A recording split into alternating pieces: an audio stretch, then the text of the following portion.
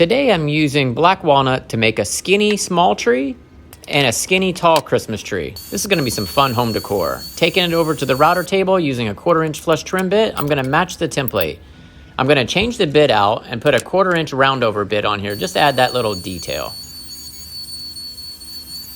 Then moving on to sanding it to my desired smoothness, and then adding atomic oil for the finish. This project's coming together pretty easily. And then just like that, we squeeze them together. Perfect fit. What do you think about this cool template? I love this design, and this was a fun project today. I had a blast. All right, see you next time. Using my Reindeer template, today I'm gonna batch out some products. This is gonna be some sweet home decor for the holidays. Using a jigsaw to remove the excess material and double-sided tape to adhere the template. Afterwards, I'm gently gonna go around the entire design using a 1/4 inch flush trim bit. Moving on to the second template and repeating the process. This will be the base. I decided to take it a step further and I made nose, eyes, and a mouth. And of course, I flush trimmed it. Then using Starbond CA glue, I was able to adhere the eyes, nose, and mouth really well, and then moved on to atomic oil for the finish. Let's squeeze this together. All right, good fit. Perfect. What do you think? What a cool little project, right? Moving on, it's in its resting place. Now it's time to batch out a few of these. See you next time.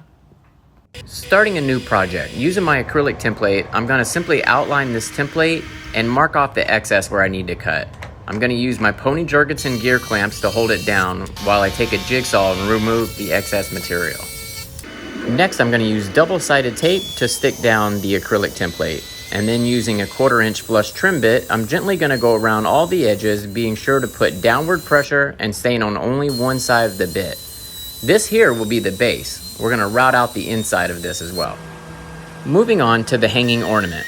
I'm going to use the same process and repeat it, and then use atomic oil to apply the finish. Then I'm just going to squeeze this together. Perfect. Now you can hang an ornament or hang a handmade ornament.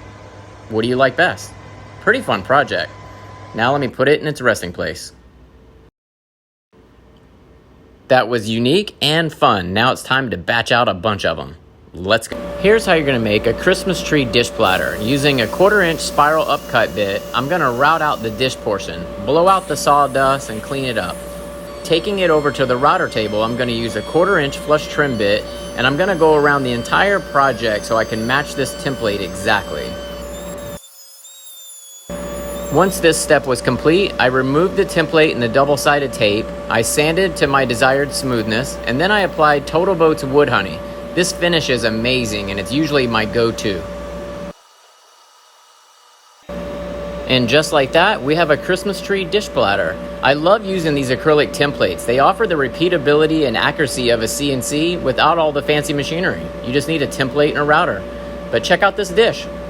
Place your fruits and your candies in it and boom.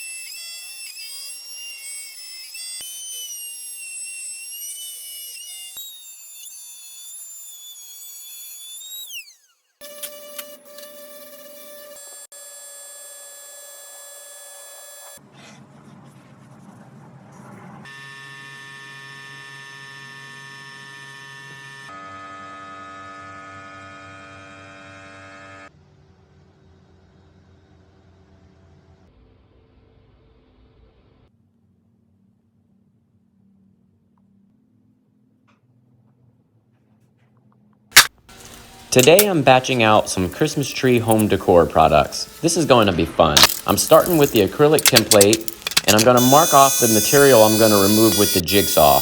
This is excess material.